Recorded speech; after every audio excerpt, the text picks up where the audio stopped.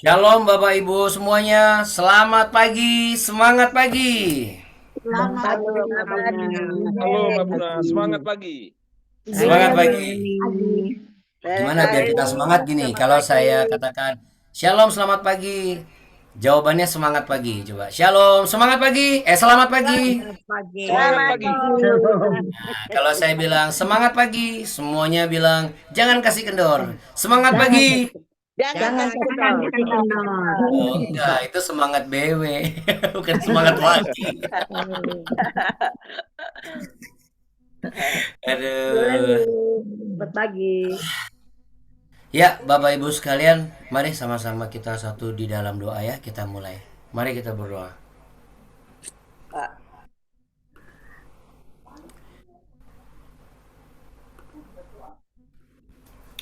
Bapa Surgawi, Allah yang mulia, Allah yang kudus, yang kami sembah di dalam nama Tuhan Yesus Kristus. Terima kasih untuk segala kebaikan kemurahan Tuhan yang telah Tuhan nyatakan di dalam kehidupan kami. Bapa kami dalam surga, dikuduskanlah namamu, datanglah kerajaanmu, jadilah kehendakmu di bumi seperti di surga. Berikanlah kami pada hari ini makanan kami secukupnya, dan ampunilah kami akan kesalahan kami, seperti kami juga mengampuni orang yang bersalah kepada kami. Dan janganlah membawa kami ke dalam pencobaan, tapi lepaskanlah kami daripada yang jahat. Karena Engkau lah yang punya kerajaan dan kuasa dan kemuliaan, kekal sampai selama-lamanya. Kami memilih untuk tetap hidup di dalam kebenaran bersama kebenaran yang berasal dari sumber kebenaran sejati yang memerdekakan kami dari ikatan dosa dan telah menebus kesalahan kami di kayu salib dan memberi kami anugerah keselamatan, yaitu Yesus Kristus. Kami memilih untuk hidup dan mencari kebenaran itu. Untuk itulah kami datang pagi hari ini, dan kami mau terus belajar menundukkan diri dan merendahkan diri di hadapan tahta kasih karunia Tuhan. Hidup ini adalah anugerah yang luar biasa yang kami terima. Terima kasih Tuhan, dan terimalah pujian penyembahan kami dalam nama Yesus. Haleluya. Amin. Amin. Bapak Ibu sekalian, yuk kita mau sama-sama memuji menyembah Tuhan ya.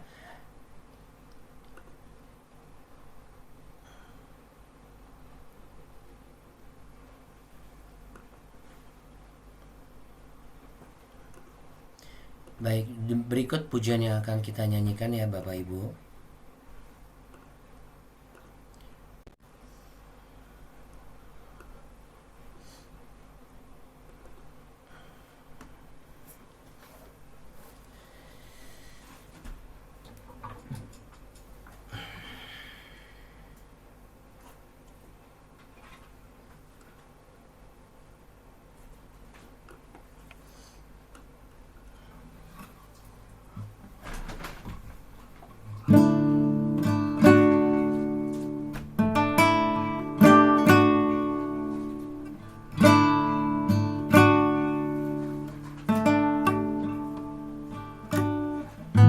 Semua karena anugerahmu hari ini ada. Bukan karena kuatku, namun karena rohmu. Ku bawa hatiku, penyembahanku, ku semakin berkurang, Yesus makin bertambah. Mengikut Yesus, itulah kesukaan hatiku. Ku lepas semua hakku untuk mengenal kehendaknya di hidupku. Mengiring Yesus, itulah kekuatan hatiku. Ku yakin anugerahnya mampu jadikanku hamba yang berkenan selalu.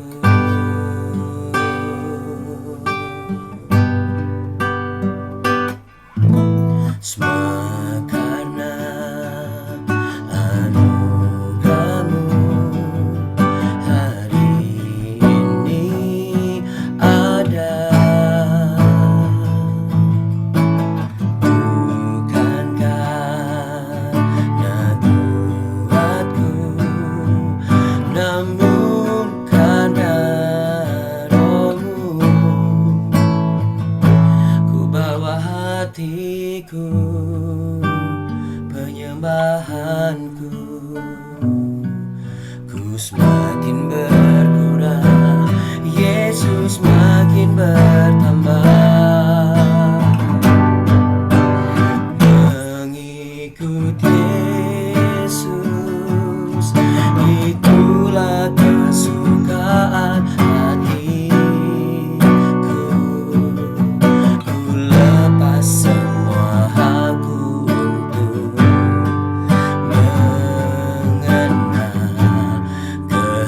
kehendaknya di hidupku. Mengiring Yesus, itulah kekuatan hidupku. Ku yakin anugerahnya mampu jadikanku hamba yang berkenan selalu.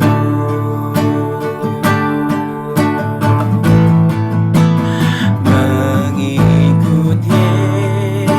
Ku lepas semua hakku untuk mengenal kehendaknya di hidupku. Mengiring Yesus, itulah kekuatan hidupku. Ku yakin anugerahnya mampu jadikanku hamba yang berkenan selalu.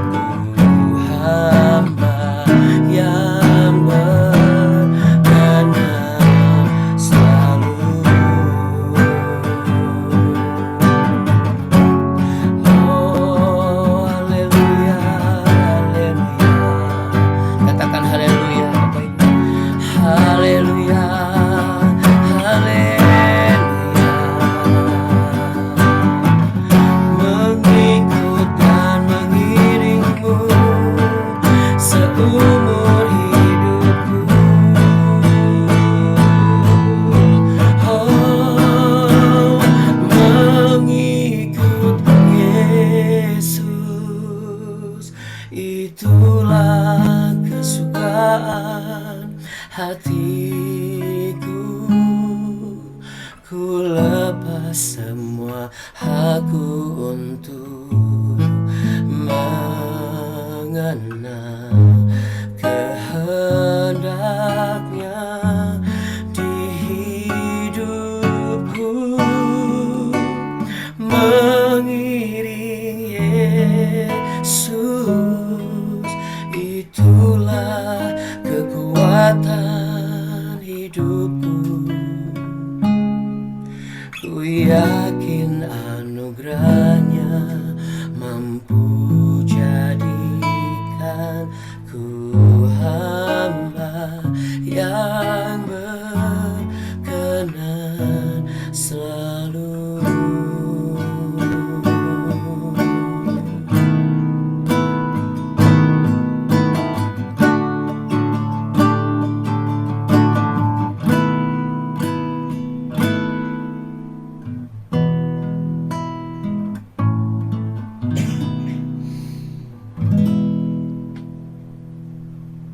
Yang sepakat setia mengiring dan mengikuti Yesus, siap melepas segala hak kita untuk lebih mengenal kebenaran di dalam Yesus Kristus. Sama-sama katakan amin. Amin. Ya. Saya yakin dan percaya kita semua sepakat bahwa hidup ini adalah anugerah Tuhan. Amin. Namun saya ingin mengajak dan mengingatkan Bapak Ibu Saudara sekalian bahwa kalau kita bicara mengenai hidup ini adalah anugerah Tuhan, berarti secara holistik pengertiannya, bukan secara parsial. Sekali lagi, karena ada beberapa orang percaya ya hidup ini adalah anugerah Tuhan, tetapi orang di sebelah saya ini bukan anugerah Tuhan, ini air bah Tuhan ini. Ada yang mengatakan ya hidup ini adalah anugerah Tuhan. Tapi begitu melihat anak-anak segala macam, wah ini bukan anugerah Tuhan ini. Ini mah cuma si Anu sama yang satunya bikin gerah.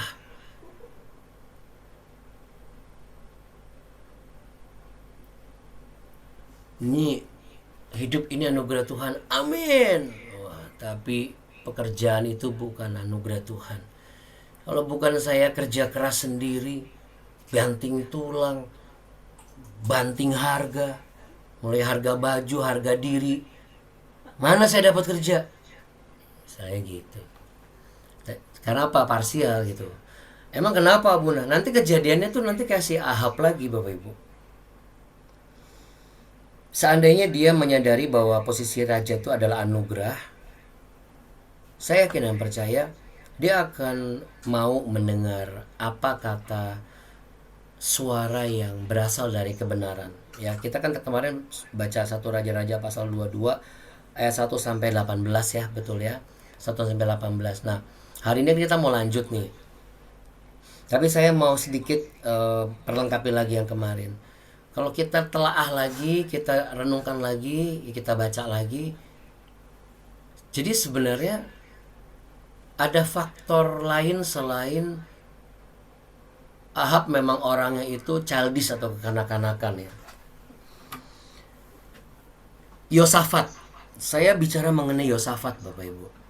Yosafat ini kan bersahabat dengan Ahab. Demikian juga sebaliknya. Ahab bersahabat dengan Yosafat. Seharusnya kalau bersahabat itu ya bijak.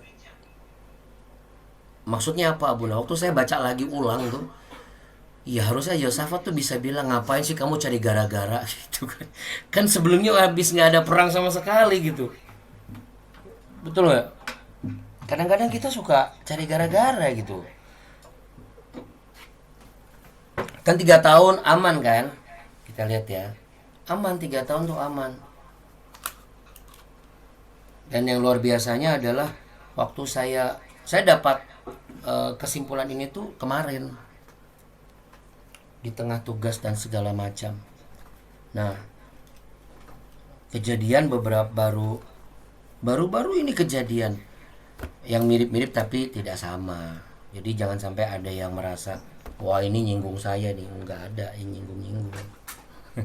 Kalau ada, kan seperti film kan, tokoh dan cerita ini fiktif. Jikalau ada kemiripan ya berarti kami mohon maaf kan gitu. Jadi kalau ada yang mirip ya. Soalnya pas saya baca lagi, aduh nih Yosafat nih sebenarnya ngapain sih bersahabat sama si Ahab kalau emang orangnya modelnya kayak gitu. Dan harusnya Ahab itu juga tahu nih Yosafat nih sahabat yang bagus loh sebenarnya, yang benar ibaratnya. Terus punya sahabat hamba Tuhan namanya Mika. Ini sahabat yang benar loh. Karena dia ngomong apa adanya gitu, benar. Daripada bersahabat dengan orang-orang yang kita bersahabat banyak, 400-an lebih gitu, tapi mereka semua sahabatnya Baal gitu. Ya, seringkali kita punya sahabat banyak tapi kita tidak melihat kebenaran akan nilai dari persahabatan kita. Bener nggak sih saya punya sahabat yang banyak ini, apakah mereka ini membawa pengaruh yang baik buat saya? Jangan hanya karena mereka sering ngomong yang manis-manis lalu kemudian apa? Kita jadi bersahabat sama mereka karena kita memilih omongannya yang manis-manis gitu. Karena kalau kita lihat Mika dan Yosafat ini sebenarnya dua sahabatnya Ahab yang ya apa adanya. Cuman saya lebih cenderung ke Mika. Dia berani gitu untuk menyatakan suara kebenaran itu. Kalau Yosafat masih emang gak ada lagi ya nabi, jadi masih halus lah. Tapi kalau Mika dia cuma langsung ngomong suara Tuhan begini gitu. Nanti kamu nih dapat malah gini gitu. Kenapa saya bisa mengatakan bahwa Ahab itu bersahabat sama Mika? Karena Mika nggak dibunuh sama Ahab.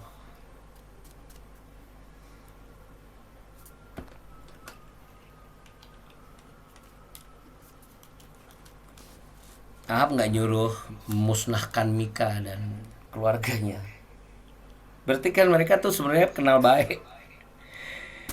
Ya mungkin kalau ada saudara-saudara atau bapak ibu yang Oh ya, ini saya ngalamin juga nih Abuna. Atau saudara di posisi Mikanya misalnya, atau di Ahabnya atau di Yosafatnya ya. Hari ini kita mau lanjut lagi ya. Kalau Anda sudah lihat tayang ulang, di situ saya kasih judulnya pilihan menentukan masa depan. Ya, di ayat yang 19 ya Bapak Ibu, 1 Raja-Raja pasal 22 ayat 19. Kata Mika, sebab itu dengarkanlah firman Tuhan. Nah, di situ aja kita sudah dengar ya, sudah langsung ngerti ya Bapak Ibu ya. Ahab ini nggak pernah dengar firman Tuhan. Jadi ini bukan sebuah kalimat yang biasa dilakukan dan diperkatakan oleh hamba Tuhan atau nabi, bukan. Tapi kalau Anda perhatikan baik-baik, ketika ada seorang hamba Tuhan, ketika ada teman atau sahabat menggunakan kalimat yang tujuannya mengandung satu pesan bahwa kamu dengar deh gitu. Nah, kita tuh harus dengar. Makanya Mika langsung ngomong awali dengan kalimat itu kan. Sebab itu dengarkanlah firman Tuhan. Aku telah melihat Tuhan sedang duduk di atas tahtanya, dan segenap tentara sorga berdiri di dekatnya, di sebelah kanannya dan di sebelah kirinya. Dan Tuhan berfirman, siapa yang akan membujuk Ahab untuk maju berperang supaya ia tewas di Ramot Gilead? Ya, kemarin kita sudah bahas ini. Jadi Anda bisa lihat Mika menjabarkan semuanya ya. Kita agak skip karena kita kemarin sudah tampil satu roh di hadapan Tuhan. Ia berkata, aku ini akan membujuknya. Tuhan berkata kepada, dengan apa? Jawabnya, aku akan keluar dan menjadi roh dusta dalam mulut semua nabinya. Ia berfirman, biarlah engkau membujuknya dan engkau akan berhasil pula. Keluarlah dan perbuatlah demikian. Karena itu sesungguhnya Tuhan telah menaruh roh dusta ke dalam mulut semua nabimu ini. Sebab Tuhan telah menetapkan untuk menimpakan malapetaka kepadamu. Lihat, meletakkan roh dusta di semua nabimu ini. Bukan nabi Tuhan, ya, nabinya si Ahab. Ingat, Ahab itu punya istri Isabel penyembah berhala. Berarti ini 400 nabi ini nabi Baal semua ini, bukan penyembah Tuhan. Makanya sekalian Tuhan kasih roh pendusta di dalam mulut mereka gitu. Jadi kalau misalnya kita sering berdusta Bapak Ibu, kita harus segera berubah. Karena kita punya berhala di dalam mulut kita sendiri, di dalam hati kita sendiri dan pikiran kita sendiri. Sudah itu tampillah Zedekia bin Kenaana, ditamparnya lah pipi Mika serta berkata, mana boleh roh Tuhan pindah daripada aku untuk bicara sama kamu, kepadamu.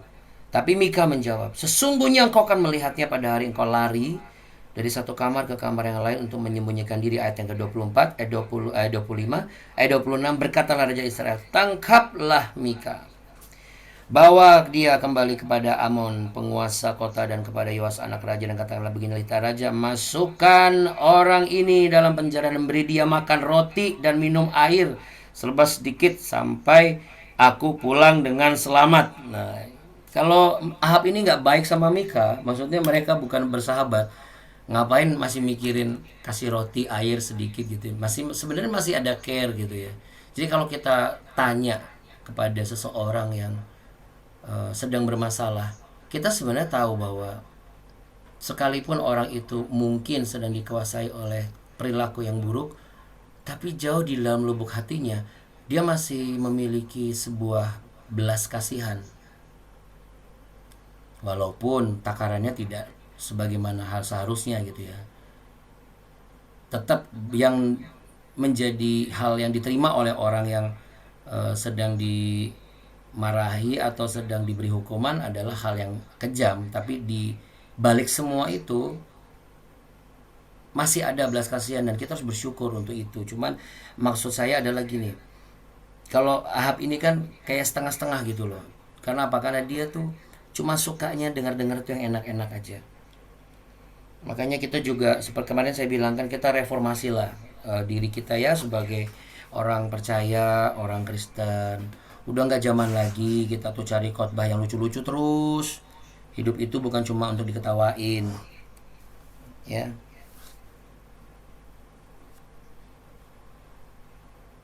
tapi ngantuk Abuna kalau dengar khotbah yang terlalu serius atau terlalu apa gitu. Apalagi kalau cara bicaranya nggak sesuai dengan apa yang saya harapkan. Kalau Tuhan izinkan Anda memang harus mendengar dan berhadapan dengan ibadah seperti itu, lalu berhadapan dan mendengar, pas lagi itu memang tergerak di klik maunya apa, tapi munculnya itu, tapi ada pesan Tuhan. Ya Tuhan sedang melatih saudara untuk mampu mengalahkan rasa ngantuk. Ya, lucu kan ya? Dengar khotbah tidurnya lebih pulas, lebih cepat. Baca firman Tuhan itu ngantuknya lebih cepat. Karena apa saudara? Karena kalau kita dengar firman Tuhan, kita baca firman Tuhan, yang bergetar siapa? Iblis. Makanya akses yang paling gampang ditutup itu adalah apa? Mata dulu dibikin ngantuk, dibikin apa gitu loh. Kecuali kalau yang bersangkutan memang susah tidur atau misalnya kerja berhari-hari. Tapi kalau orang itu terbiasa untuk dengar firman Tuhan, baca firman Tuhan ya Bapak Ibu sekalian, ini saya bicara kesaksian aja.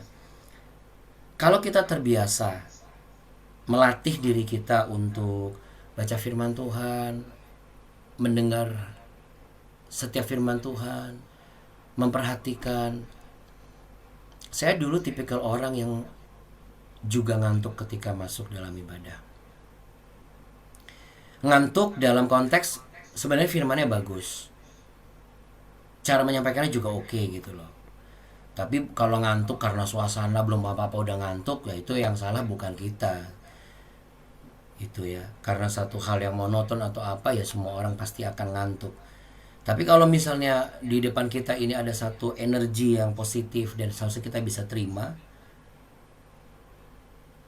tantangannya adalah kita harus bisa menyerap energi itu. Jangan malah jadi negatif, energi kita jadi ngantuk gitu loh. Nah saya dulu orang kayak gitu. Tapi setelah melatih, setelah saya terus melatih diri sampai hari ini, bahkan ketika saya dan kayak Abuni misalnya, kami pernah tuh 3 hari nggak tidur. Bener-bener bukan gak tidur matanya melotot terus nonton TV, enggak. Tapi kualitas tidur kami itu paling tidur sejam 2 jam habis itu bangun lagi. Dan itu berhari-hari gitu. Udah itu kegiatan dari pagi sampai sore. Malam cuman berapa lama habis itu gak sempat tidur karena harus persiapan apa 3 hari. Tapi puji Tuhan Bapak Ibu, tidak ada ngantuk. Jadi saya yakin ini juga ada di dalam diri Bapak Ibu sekalian. Ya. Tentu kita juga pengen keturunan kita tidak seperti itu ya Bapak Ibu ya. Nah, kita lanjutkan ya Bapak Ibu yang terkasih. Tapi jawab Mika, jika benar-benar engkau pulang dengan selamat, tentulah Tuhan tidak berfirman dengan perantaraanku. Lalu disambungnya, dengarlah hai bangsa-bangsa sekalian. Ya, sampai situ dulu. Mari kita pejamkan mata. Taruh tangan di dada yuk Bapak Ibu sekalian. Ini yang Roh Kudus taruh di dalam impresi hati saya. Sekali lagi, apakah selama ini kita itu tetap lebih memilih apa yang membuat kita nyaman, kita suka, dan kita selalu mencari celah untuk bisa lolos dari rencana Tuhan yang memang Tuhan izinkan dan Tuhan jadikan di dalam hidup kita, sekalipun itu seperti duri dalam daging kehidupan kita. Namun jikalau itu diizinkan, adalah supaya saudara dan saya belajar mau menerima dulu untuk mendengar apa yang dikatakan oleh firman Tuhan. Mulai dari belajar di ibadah, belajar di pertemuan di komsel, belajar di komunitas yang sehat dan benar seperti BW ini, belajar di renungan saat teduh pribadi, dengan tujuan adalah sama seperti Mika. Tahukah saudara bahwa saudara dan saya, Anda dan saya, kita ini memiliki kesempatan dan kapasitas untuk benar-benar mendengar suara Tuhan. Sehingga apa yang kita perkatakan sungguh-sungguh bersumber dan berasal dari apa yang kita dengar. Dan cara kita mendengar suara Tuhan ada berbagai macam cara. Baik audible maupun sesuatu yang diletakkan di impresi hati ini. Karena suara Tuhan adalah suara kebenaran. Suara Tuhan akan memberikan kekuatan. Suara Tuhan akan menumbuhkan keberanian. Suara Tuhan akan mematahkan kuk-kuk perhambaan. Suara Tuhan itu akan memberikan arahan agar kita mencapai tujuan, yaitu rencana Allah yang indah pada waktunya, damai sejahtera bukan kecelakaan, untuk membuat kehidupan kita penuh dengan pengharapan yang pasti dan kekuatan yang baru, agar kita yang berpengalaman mendengar suara Tuhan juga mau dan mampu untuk meneruskan apa yang kita dengar. Hari ini, kalau memang ada hal ketika engkau berdoa, dan hal itu adalah sesuatu yang harus diutarakan, milikilah keberanian seperti Mika untuk menyuarakan suara kebenaran itu, supaya orang-orang di sekitar kita mengambil pilihan yang benar, agar mereka juga hidup di dalam kebenaran. Untuk itu janganlah lupa sebelum memulai pekerjaan, Bapak Ibu, ajak stafmu berdoa. Ajak stafmu berdoa, ajak keluargamu berdoa. Masuk ke mobil, ajak istrimu berdoa dulu. Doa bersama di dalam mobil, mesbah keluarga di rumah, seperti kita ini pagi. Bertujuan agar apa, saudara? Agar engkau dan saya, dimanapun kita berada, kita juga bisa mendengar suara Tuhan. Dan kita bisa menyuarakan kebenaran. Kita bisa berhenti dari perilaku mengatakan hal yang manis agar orang senang, tetapi itu bukan benar. Itu bukan hal kebenaran. Mari kita menjadi sahabat yang bijak ketika kita memiliki sahabat yang suka cari gara-gara. Kita pun juga tidak perlu harus menuruti. Karena sahabat yang baik bukan harus selalu menuruti. Suami yang baik bukan selalu iya. Istri yang baik bukan selalu iya. Orang tua yang baik bukan selalu iya. Jikalau sesuatu tidak benar, kita harus berani mengatakan tidak. Dengan demikian, hari ini kita akan semakin lengkap bahwa pilihan kita untuk menentukan masa depan kita harus bersumber dari kebenaran, bukan kenyamanan. Buka tangan saudara dengan iman percaya. Inilah sebuah perkataan iman di mana Allah akan menentukan setiap hal di dalam kehidupan saudara. Dan percayalah, sebab diberkatilah engkau saat engkau merencanakan segala sesuatu hari ini.